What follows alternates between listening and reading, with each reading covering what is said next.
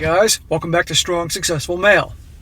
So for today, going to go over this very entertaining article titled 8 Reasons Why New York Women Can't Get a Husband. And a big shout out to Michael for sending me this article. And guys, this article is was written by a woman, and it's going to go into this whole thing about this female author by the name of Susan Patton, who wrote this book about dating, obviously in the modern age, and talking about how modern gals nowadays, guess what? Why you can't get a husband, why you can't get a guy. And we all know many of the reasons why. I talk about them all the time in this channel, different articles I go over. But it's another thing, it's one thing if I talk about these things and other guys like me, but it's another thing when you actually have a woman talk about these things, point these things out, and bring attention to them to the young gals out there. And by the way, I might add that this woman's work, it has been, has outraged, kid you not, outraged the feminist movement. A lot of feminists are outraged by her work, so that says something. And pretty much in my opinion, when the feminists are outraged by someone's work, then that's a good piece of work. So she's going to go into this whole thing, and because she lives in New York, she's targeting, obviously, or making this the focus of New York women, but pretty much can be applied anywhere else. So that'd be a good one to go over here, very entertaining, and definitely pertains to things I talk about all the time in this channel. And by the way, guys, I want to point out that this article is from 2014. 8 years ago. So it goes to show you that this stuff was already being addressed back then. But as we all know, nothing's changed. So I just thought it'd be pretty funny to go over here. So it starts off, it says, Princeton mom Susan Patton has penned the name Mary Smart, a book of dating advice for young women. Last year, Susan Patton, a Princeton graduate and the mother of 2 sons at the elite college, outraged feminist when she wrote an open letter to the Daily Princetonian telling female students to find a husband on campus before they graduate. The red alert, which argued that these Ivy League college girls would never again be surrounded by this concentration of men who would be worthy of you, went viral with over 100 million hits. 100 million hits. Now that 100 million hits, how many probably were full of haters? Probably at least half, you know. Of course, outraging the feminists because the feminists want to tell the young gals, no, you don't need a man. You can focus on your career, and you can get any guy you want, even if you're 90 years old.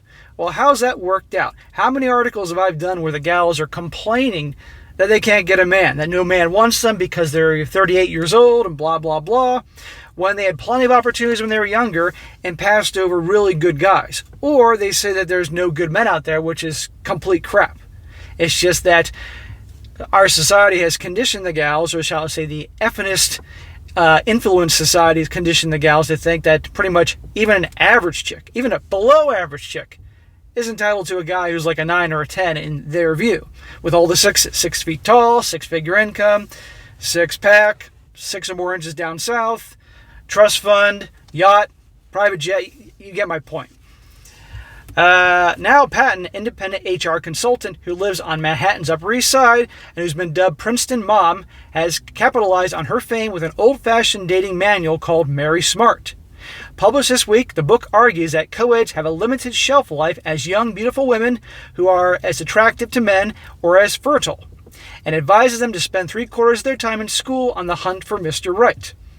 Now, a lot of guys have a problem with that, but that's generally how things were done back in the day. The young gals met the future guy for them when they were young. They weren't until they're 45 years old, and they're wondering why they can't get a guy. But what happens if you missed your shot and didn't get all the important MRS certificate along with your liberal arts degree? Nell Benderum, I can't pronounce it, says Patton. She believes that even in the dog-eat-dog dating jungle that is New York City, there is hope for single career women between the ages of 22 and 35. And it says in parentheses, yes, that's her cutoff, who also want marriage and babies. These women are spinsters in training, but they can turn it around, says the 50-something divorcee. They need to apply the same attitude and gumption that got them to NYC to the task of getting a husband. So listen up, unattached ladies, here's what Princeton mom thinks you're going wrong. You can see already how this would absolutely infuriate your average feminist these days. And I guarantee you some feminists are going to find this video somehow and comment away and insult me and all that, but, you know, that's just my typical day. Number 1, you drink too much. The happy hour sign outside your favorite bar might be beckoning according to a recent study, binge drinking is on the rise here in NYC. But think before you dash through the doors of Dorian's for a 50-cent beer to ease your work stress. Honestly, do you think you're at your most attractive when you're drunk, slurring your words, and on the verge of puking? Asked Patton. You're not, and by drinking to excess, you put yourself at risk. Women who are sloppy drunks are a huge turnoff, as is the smell of puke on your hair. You should also question whether a 2nd Avenue dive bar that shutters at 4 a.m. is the best hunting ground for love. At best, it is an undignified place to meet men. At worst, it's a dangerous place to encounter possible psychopaths, warns Patton. Her preferred spots to nab a lifetime partner: the Metropolitan Museum, the Guggenheim, the MoMA. Any museum is a safe and very reasonable place to engage in conversation with strangers over Monet's brilliant use of light, Mondrian's Cubist overtones, or Cauder's playfulness, she observes. Well, I hate to break it to her, but your typical gal in her college years, 20s, maybe even early 30s, they're not going to want to go there to find a dude. If they go there to find a guy, it's probably, in their opinion, to find a nice guy who they can settle down with, and the white picket fence and all that. But most of them, if they want the guy that they find attractive, the type they're drawn to, that's going to be the guy they're going to meet at the bar. So let's be honest here, but I know where she's going with this. And as for the drunk, I can't stand drunk chicks. I don't care how hot a girl is. If she's stumbling around and slurring her words, it's just major turnoff. Number 2, you might as well be married to your iPhone. You'll never hear wedding bells when you're constantly bent over an electronic device with your earbuds in. When you walk through the Grand Central Station, Central Park, or downtown Madison Avenue, hold your head high and get in the habit of looking at people in the eye, says Patton. Smile. Look like you'd be nice to speak with. Welcoming, warm, and charming. You can't do that if you are hunched over your laptop or iPad. Instead, it's time to wise up, smell the spring flowers, and go for a walk at lunchtime. Again, this is 2014. Now here we are in 2022. I mean, you can't go anywhere and actually see people conversing anymore. They're all hunched over like she described, lost in their phone or whatever. And I'm not going to say I don't look at my phone either. I'm usually observing comments and things dealing with YouTube through the app that's provided with me when I'm out, but not all the time. Number 3, you wear too much black. New York women may be known for their fashion sense, but black clothing, severe silhouettes, and the kind of avant garb made famous by local fashionista Leonardo Medine, I guess, aka the man repeller, are all no-nos. Anything that makes a woman look like she's dressing as a man is to be avoided, says Patton. Ooh, I bet that made the feminists crazy. In other words, you can't go wrong with a pastel-colored frock. You should dress with more sophistication, says Patton, whose favorite designer is Tahari. Another patent peeve is the gal who wears no makeup, even when she's jogging around the Prospect Park Loop at 7 a.m. If you're in a serious husband-hunting mode, don't leave your apartment unless you look so good that you'll be delighted to run into your ex-boyfriend, she adds. Remember, your body hasn't been ravaged by childbirth, and presumably you've kept yourself healthy and attractive. You have to make the best of this time. Yep, I can see how she's pissing off the feminist. Now, in my opinion, when it comes to makeup, when a woman has too much makeup and looks like a freaking clown, that's a turnoff. But a little bit, that's okay. Number 4, you're dating too many guys at work. Well, that's a stupid mistake, and I tell all you guys, don't date any women from work. In today's world with the M2 movement, you're just asking for trouble. She says, seeing as you spend most of your waking hours in the office, you might be tempted to make like Joan Holloway from Mad Men with your very own Roger Sterling. But show Patton a career girl who thinks she can find the man of her dreams at the office, and she'll show you the future old lady with cats. Women tend to be attracted to men at work who are older than they are and more senior, she says. When those love affairs end, and they almost always end, it's the junior position woman who is forced to find a new job or remain there feeling awkward. Besides, you shouldn't be finishing off the company peer anyway. Don't mix your business with your personal life, adds Patton. As for married men, you already know the score. He's not leaving his wife for you, and if he would cheat with you, he'll cheat on you. Says Patton, quit wasting your time with unsuitable men. Bad boys can be fun to fool around with, and women do have needs, but stay away from these pigs for the sake of a little sausage. Well, she's preaching to the choir, but right there what she said about bad boys, fun to fool around with. But the bad boys are never the guys you settle down with. Another one, number 5. You spend too much time with your GAY best friend.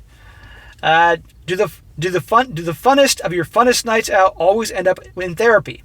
We know they're a blast, but it's time to ditch your gay pals for a while and shop for more appropriate market. Your gay boyfriends are wonderful, but they are not marriage material, says Patton. They'll understand if you explain why you have to spend a little less time with them until you find your man. There may not be many prospects for you on Christopher Street, but your homosexual friends may know straight guys who might be appropriate for you. Let them know you consider it a favor. I got no problem people being friends with all types of people, but she does have a point there. Number 6. Oh, listen to this one. Here we go. You're ignoring your biological clock. See? The stuff she's mentioning here back in 2014, a lot of the stuff that's talked about, not just from me, but other channels as well.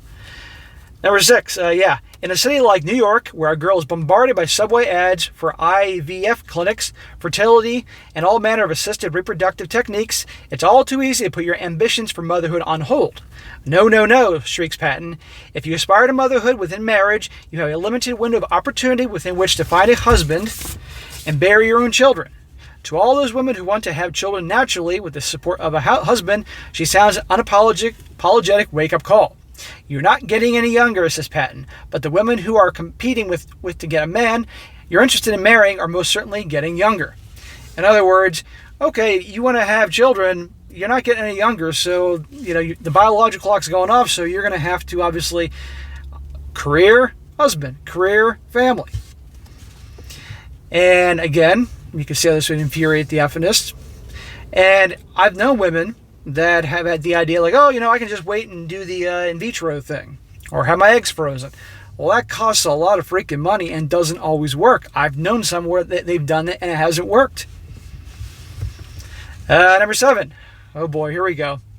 You hook up too much. Addressing the carousel culture. Young, career-obsessed New York women are only too happy to hop in the sack without any long-term plans, witnessing the rising popularity of hookups apps like Tinder. But Patton takes a dim view of casual sex. Men lose interest in women that are easier to make than a peanut butter sandwich, she insists. Correct? If you offer men sex without commitment, you eliminate the incentive for them to commit. Granny was right. Men won't buy the cow if the milk is free. The women who troll the meatpacking district are in the business of one-night stands, but if you're looking for a more substantial relationship, you have to pace yourself and engage in a very slow dance towards intimacy. She warned. Patton also thinks you should keep details of your sex life to yourself. Who you have sex with is your private business, so keep it private. Talking about your hookups or complaining about them reflects badly on your judgment and your character. Well, when they're all doing that, and most people in this world are sheep, so they're just going to go along with it. And everybody wants to have their story when they're with their friends talking about such things, but yeah. And but again, where does the carousel culture come from? The Tinderellas, the hookup culture come from? The S-word revolution. Because nowadays, and this is written in 2014, nowadays it's unbelievable. I mean, some of these stories I go over that guys write in about, or the stories I find online, these gals, by the time they're in their early 20s, the numbers are just so freaking high. And then these boyfriends find out about this, and they're so just repulsed by this, they end up breaking up with the girls. And the girls are just, oh my God, what am I going to do? It's like the decisions you make when you're younger are going to impact later on in time. And the truth always comes out. And number 8, you over-rely on NYC conveniences. Yes, you're stressed out and tired, and you can get virtually anything delivered to you in this great city. But Seamless, Fresh Direct, and Netflix are making you lazy. And if Chinese is your takeout choice, fat. Everybody works hard, and at the end of a long day, it's great to order in tapas and binge on House of Cards marathon, says Patton. But you won't meet anybody new in your studio walk-up. So slip off the slinket and get out into the world. As a dog lover, Patton, who owns a dog named Lucille, firmly believes in the power of a canine-concocted romance. Grab a leash, your lipstick, and go for a walk in the park. If you train your dog well, they can act as your wingman. So there you go, guys. I know this was obviously written for women, but I thought it'd be entertaining to hear this. And it's funny when it's one thing for guys to say some of these things when articles and stories and all that, but it's another when a woman is pointing these things out. And I just find it hilarious how it is written right in the first paragraph, outraging feminists. There, I said it. Because whenever they're pissed off about something, that, in my opinion, that means whatever they're pissed off about, they're doing something right. So, but again, this is 2014, and this woman is obviously noticing a problem, and probably noticed a lot of gals that when they get to their 30s and all are bent out of shape because they can't get a man. And at that point, the guys they do want, typically, they're going for the younger girls, okay? And don't get me wrong, I'm not saying in any way, shape, or form you can't have damn good-looking women in their 30s or 40s and sometimes 50s. But it's not the same as the younger model in their 20s. Let's make no ifs, ands, or buts about that. But so that's why a lot of gals, they later on regret. And I've known some that they didn't meet their guy early in life when they were been told by the F in this movie, you don't need a man, you can do it all yourself, or you can get that guy later in life. Well, it's not really working out. And by the time they're later in life, they become so set in their ways that no guy is good enough. And this could be a guy makes a lot of money, has a lot of resources, has his shit together, is cool, loyal, all that. He's still not good enough. You know, he could have all the sixes, he could have all these things, speak a foreign language. Well, she wants a guy who speaks 2 foreign languages. He has his own private jet. Well, she wants a guy with the private jet and a yacht. And I know I'm exaggerating here, but you get my point. So anyway, guys, that'd be a good one to go over here. That is it for today. Be sure to comment down below. Let me know what you think about this particular article. Let me know about your experiences in this. And also, guys, you come across a really good article that you think would make a good video, by all means, email to me, strongsuccessfulmale@gmail.com. And just be sure to give me some time on this. If I don't cover it right away, I get tons of emails all the time with articles, crazy stories, personal stories. Just bear with me, and I'll get to it later on down the road. And also, guys, if you have a personal story you want to share about something that happened when you were younger and something you overcame, something that's obviously relating to this channel, email it to me. Just make sure you write it really easy for me to read. Okay, the easier you make it to read, the more likelihood I'm going to do it. If it's difficult to read, I'll jam together. I'm probably not going to do it because I do not have time to go through all that and run on sentences and all that. I don't have time. Make it easy to read, make it easy for me to go over, and very likely you're going to have it done. But just give me time because it could take me a month to get to it. And be sure to like the video, share with your friends, and subscribe. And I'll catch you next time.